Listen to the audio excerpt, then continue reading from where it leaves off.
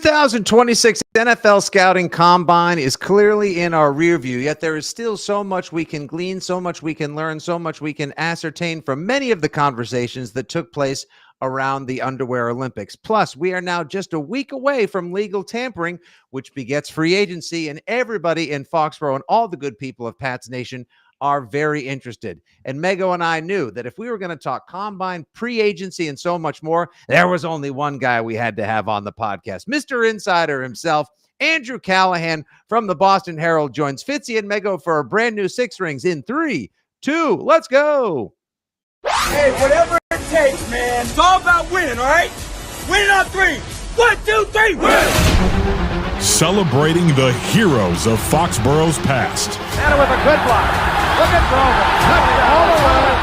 Watch the block of number 73, John Hanna. The champions of the dynastic era. Adam Vinatieri booms a 48-yard field goal, and the Patriots are Super Bowl champions. The Patriots of tomorrow. We're going to remove entitlement from our football team. We're going to earn the right to be here every single day. And the fans whose faith never wavers. This is Six Rings and Football Things.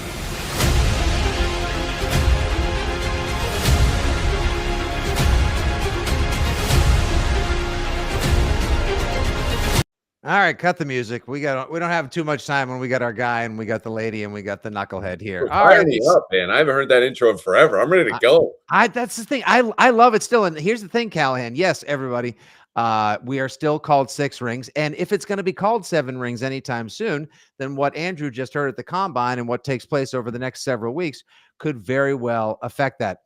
Side note, Callahan, we did have for the post-game show on Sunday night of Super Bowl 60 for myself and Hart, and then for the podcast that rolled out subsequently that week, we did have production all ready to go with Seven Rings. And oh, man. That got shipped off to Nicaragua with all the Patriots Super Bowl 60 championship T-shirts and hats and so much more. Andrew Callahan from the Boston Herald at _Andrew Callahan joins your old pals Nick Fitzy Stevens, otherwise known as the offseason champ, and Miss Mego, Megan _Ottolini from WEEI.com for this latest and always greatest Six Rings and Football Things. All right, before we get to the hyper specificities, Callahan, just set the scene. What was the general vibe and how much more hubbub and energy did you feel around the Patriots and all Patriots related conversations at the Combine this year versus the last couple of years where it was like, oh, is that guy with the Patriots? Walk the other way.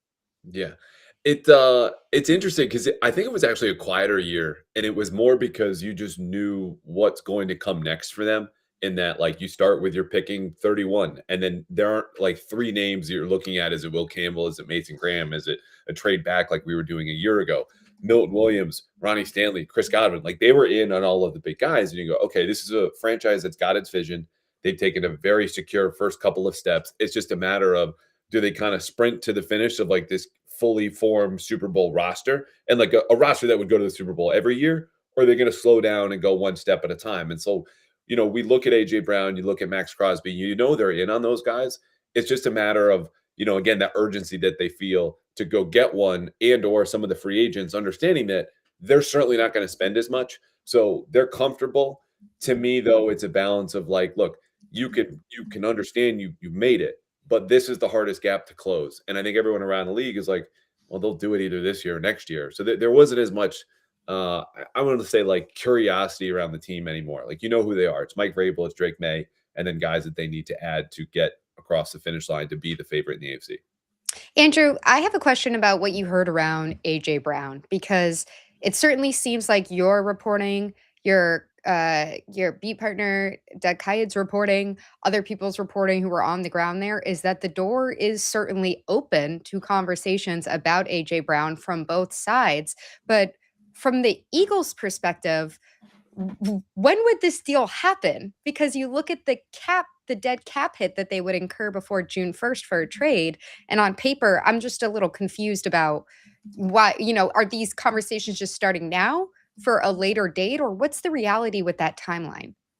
Yeah, so this is interesting, Mego, in that there's not like a typical deadline like we know with Stephon Diggs and Christian Barmore, right? Like if the Patriots want to cut ties, you probably want to do it before March 13th when both of those guys are guaranteed several $1 million. AJ Brown's contract is structured in a way that the Eagles can really push this to the summer if they want to, which is their leverage in negotiations with teams being like, we're not in a rush. If you want to get AJ Brown now, you meet our price or we'll hang out until late August, September. When instead of having these big base September. salaries, guarantee, they go, these are option bonuses that are really the bulk of the money that he's getting paid. And that mechanism allows them to wait. The issue for them is if they actually have to trade him, which this is definitely a player-driven trade. He's not happy there. He's not happy with Jalen Hurts being his quarterback and feels like he's not being maximized, to a degree of which there have been rumblings, and we've all seen the clips and him reading books on the sideline. Like, he's got to press this, I think, a little bit more for them to act sooner. Though the flip side for teams like the Patriots negotiating with them are going, okay, well, look, if we aren't able to make terms, we're just going to move on. We'll keep Stephon Diggs. We will try to trade or draft somebody else. And then if you don't have any suitors and you've got an unhappy receiver, that's your own mess to deal with. We're here to help you with that mess. But where can they meet in the middle? And so far in talking with people with the Patriots, and Doug and I had these conversations simultaneously with some people, high ranking within the team. They're going, it's just not like, it's unserious is the word that we landed on. Silly. It's just right. Not possible.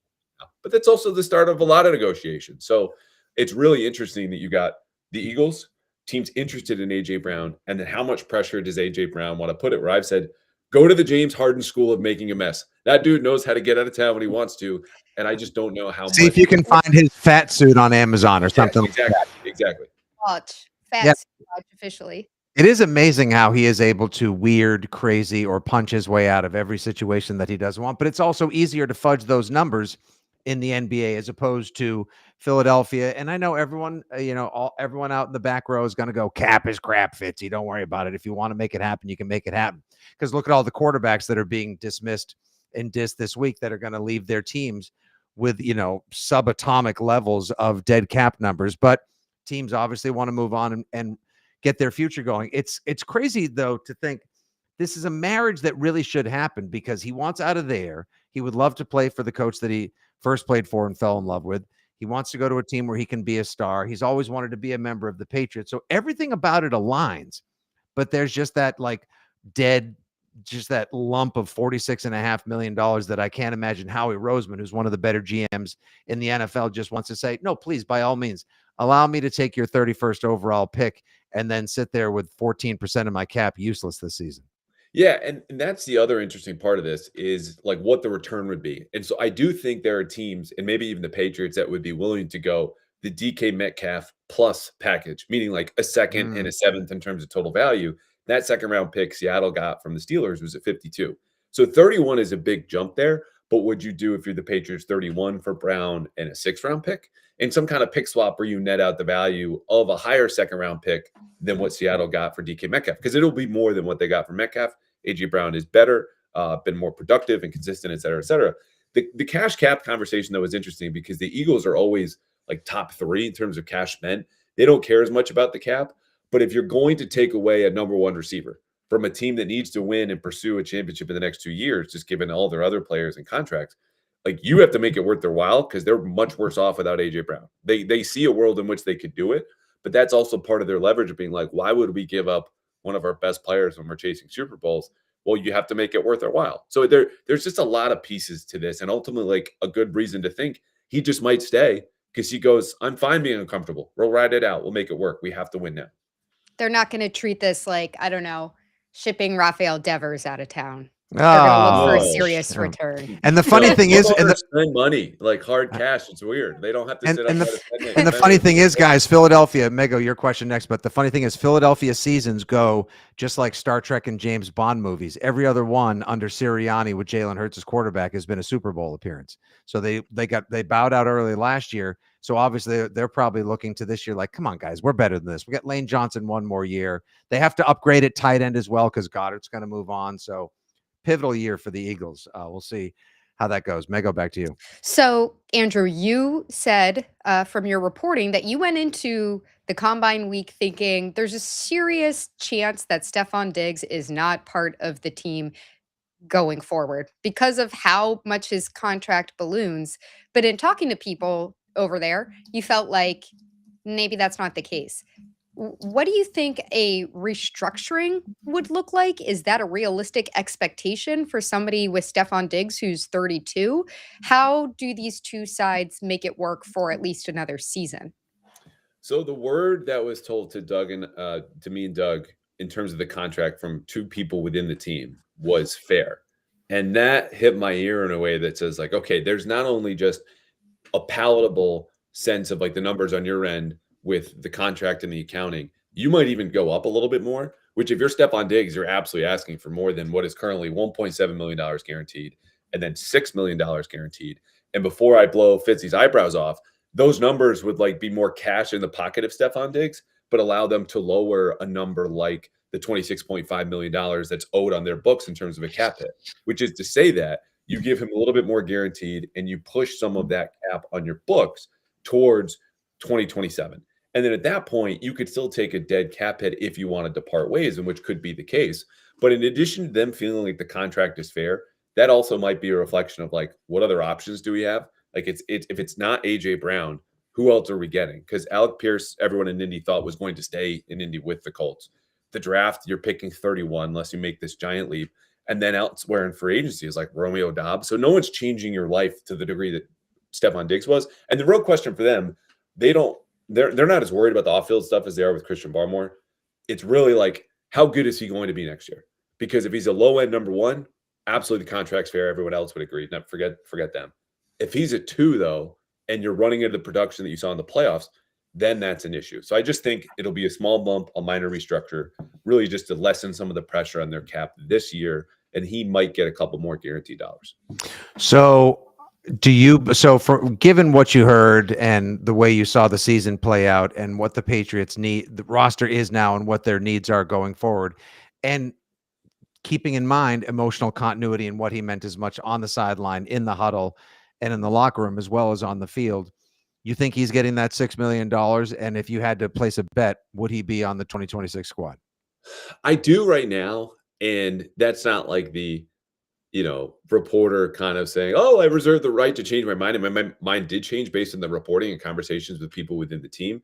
It's just to say that, like, if that AJ Brown gap does close, to me, that's reason to be willing to part with him.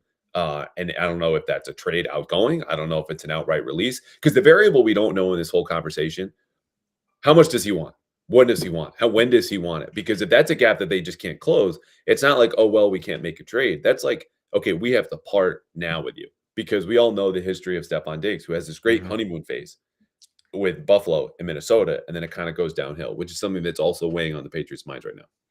So my next question is, we got a report that they are kind of waiting on Christian Gonzalez's contract based on what else they're going to do. To me, it seems like it should be the reverse. Like, you need to get Christian Gonzalez's contract done.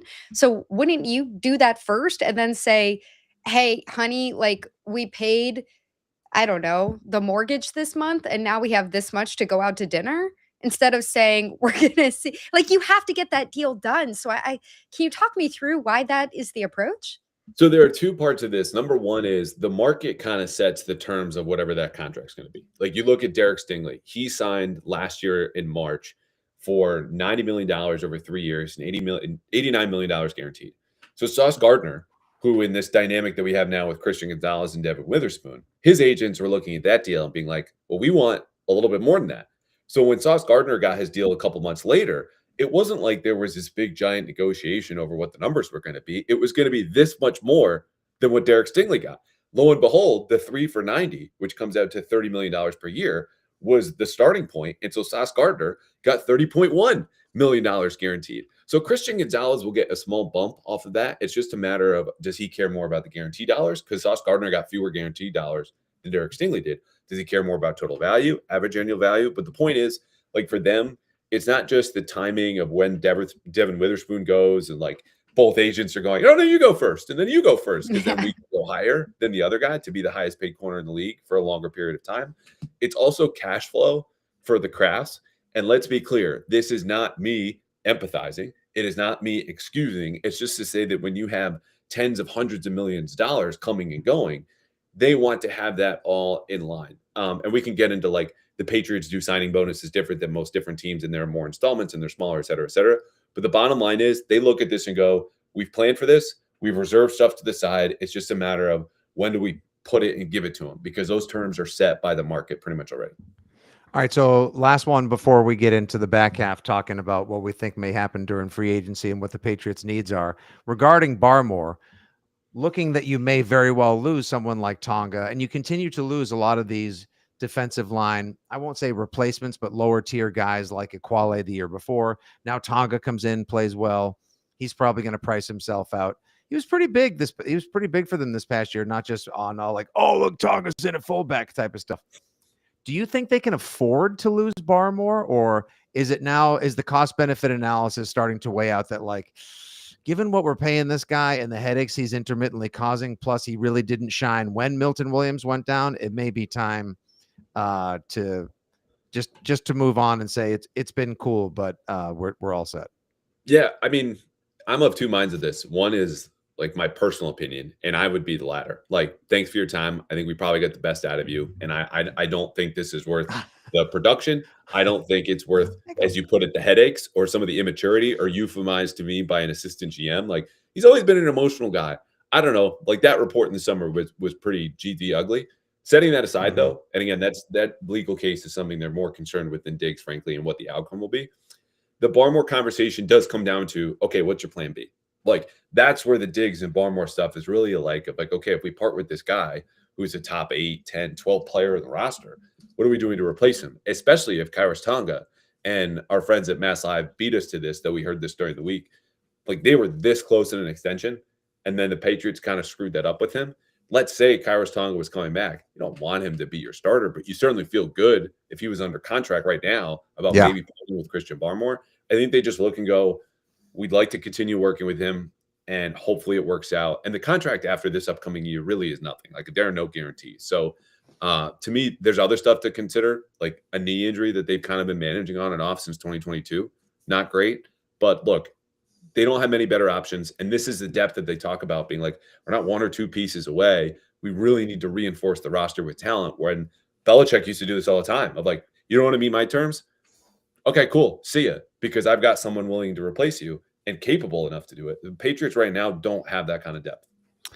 All right. So what do you guys think about some of the buzz and the rumors that Andrew heard at the scouting combine? Do you believe A.J. Brown is coming to town? Will they trade for a Max Crosby? Probably not. Steph Diggs, is he with the team? Barmore, wherefore art thou? And so much more. Holler at us anytime at 6 Rings Pod.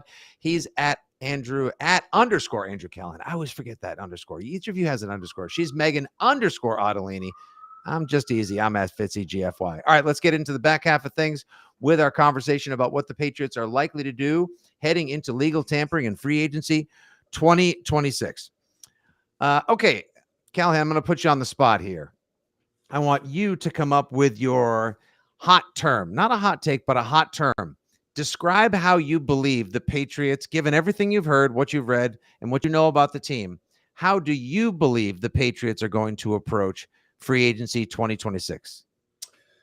I think they're going to have a couple names at the top, and it could be a Boye Mafe, it could be a Jalen Phillips, it could be an Odafe Owe, and they go, we'd like to take swings at a couple of these guys, and then if we don't hit, then we get some mid-level veterans, and we kind of call it a day.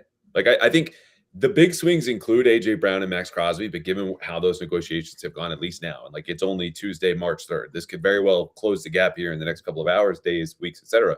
But like, that's going to be the plan. We'll really take a swing at one or two guys. They're not going to spend a whole lot. And then you kind of backfill with mid-level veterans, Draymond Jones, Arnold Ebiketie, like on the edge. They'll get guys there. They don't know if the market's in their terms going to outprice them. And I think there's probably a good likelihood. But I think they land one of their top-ish guys.